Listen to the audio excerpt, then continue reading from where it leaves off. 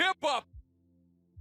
So Raw opened up with actually a very nice vignette, a recap of what happened in the last couple weeks, which is very good. Like I said before, on Twitter and on stream, the Judgment Day, the Revenge Tour, the Liv Morgan Revenge Tour, however you want to say it, is basically the top storyline on Raw now. And the WWE is carrying Raw. And it was pretty well done. And if you didn't know that was the top storyline, you should know now. So they tell you what happened in the last couple weeks, and then Rhea Ripley comes down there, big pop.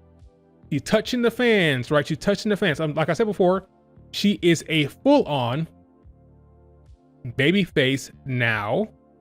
And she is touching the fans. She's communicating with the crowd. She's trying to get the crowds, she's trying to get a reaction from the crowd. We are full-on Rhea Ripley babyface run. I think she's better as a heel. So we'll see how this plays out. It's very easy for her to play the heel role. She's a natural heel. She likes the heel role. Will she work the babyface route well? Will it be a mistake? I think let's be honest, right? She was already a face as it is with the fans. She was acting like a heel, but getting a face reaction. Didn't really have to make any adjustments. Could have kept doing the same thing over and over again, really, because she was getting a babyface reaction. But now she's actually leaning into the face role. How will that play out? Will that hurt her star power? Will it be a distraction for the fans that liked the way she was before? I don't know. I don't think she should have changed much at all, honestly. I think she should have been the same exact character and directed her hate towards Liv. I don't think she needs to be interacting with the crowd or high fives and handshakes. That's not necessary, but we'll see how it goes, okay? Talked about what happened on SmackDown. She was embarrassed. Well, not SmackDown, on SummerSlam. She was embarrassed about what happened on SummerSlam. She was heartbroken. And then she said that Liv Morgan can't run forever. And that's a big talking point for the IWC right now. Liv Morgan running, right? Dominic Mysterio, once he tried to talk, he said that he got the "you suck" chance. He said that Liv Morgan treats him like a man, gives him tendies, lets him play video games whenever he likes. She basically lets him be him, which is why he chose her over Rhea Ripley. That's his explanation. So this is the part of the promo that didn't work for me. Rhea Ripley started talking about how she was proud of Dom, and that was like a weird kind of part of it. I don't think they need to put that in there. They could have cut that out completely. Ultimately, she said, it'll be the last decision you make. I just thought that whole section wasn't great. Liv started talking again, and she said, I thought Liv part here was well done. I thought Liv did well.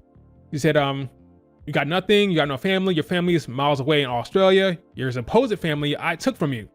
I took your family, I took Dom, I took the women's championship, and I run this division. Liv did fine here. I thought she did well. Rhea Ripley says, well, are you done? Because I want you to shut the hell up. Big pop from the crowd, right? And she said, you got rid of my weak links. And she says, well, it's good that you like to run your mouth because now we know where you are. And then Damian Priest popped up behind them. Now, once they saw Damian Priest, Liv Morgan ran. Dom tried to run. Damian Priest grabbed him.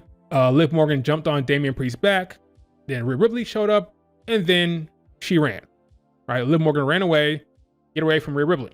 Now, the issue with the IWC is they are upset with how, well, not they, basically Liv Morgan fans and people who are upset with Rhea Ripley's booking, they have a problem with Liv Morgan running away, which kind of goes back to this whole idea of Rhea Ripley is booked so strong. So let me give you a run of some of the reactions online I'm getting about Liv Morgan and Rhea Ripley, and we'll discuss whether it makes sense or not, right? So here is some of what's been said online. Triple H is showing his bias for Priest and Rhea Ripley clearly. I understand that he wants them to look strong, but make Dom and Liv look like cringe little idiots in this promo was a terrible idea because it made the whole faction of the Judgment Day look dumb. Okay, that's one idea there. Making Balor scared of Rhea and not letting Dom give his actual reasons. Well, he gave his reasons of betraying Rhea and making Liv run from her each week. This is some diabolical writing. So some folks are not, Liv Morgan fans are not happy with this booking. Okay, here we go. Here's another one.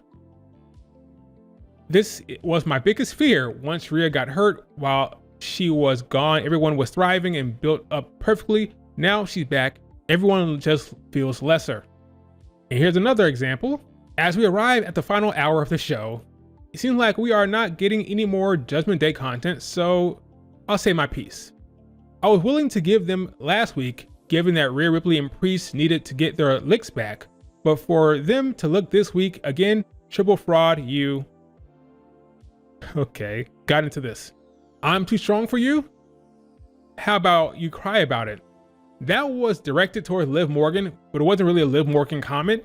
It's more about the fans. It's directed toward Liv, but she's reacting to the fandom because she's always online. And here is another one. Someone tell Triple H that it's okay to make Rhea Ripley look weak for once. People are upset with how strong she's booked, and they think it's making the division look bad because she's way too damn strong. All right, so let's talk about this, okay?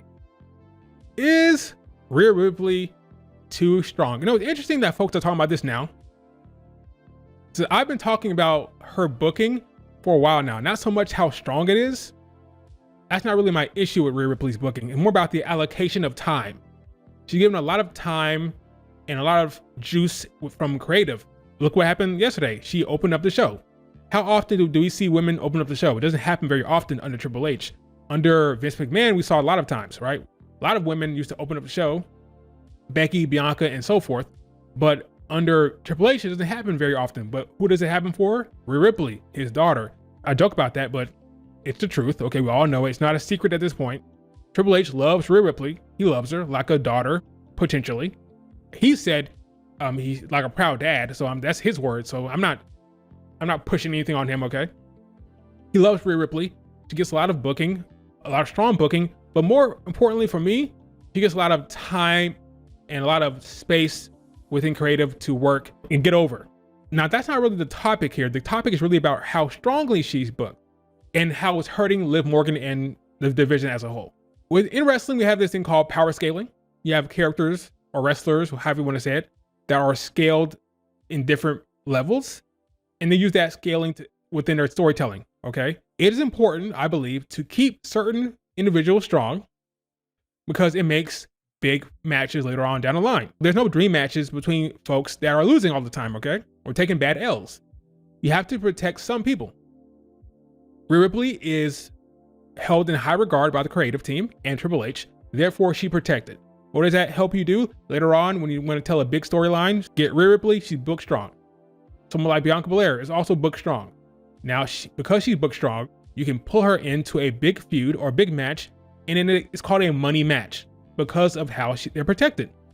Nobody wants to see a match between Bianca and Rhea Ripley if Rhea Ripley is routinely losing to Liv Morgan or Natalya or whatever, and Bianca's losing to Candice LeRae and Indy Hartwell. Okay, that's just the case, okay? They're not going to lose clean because in Triple H's mind, there is a vision for a big time match down the line. And you want to preserve that match. You want to preserve those storylines to keep folks strong.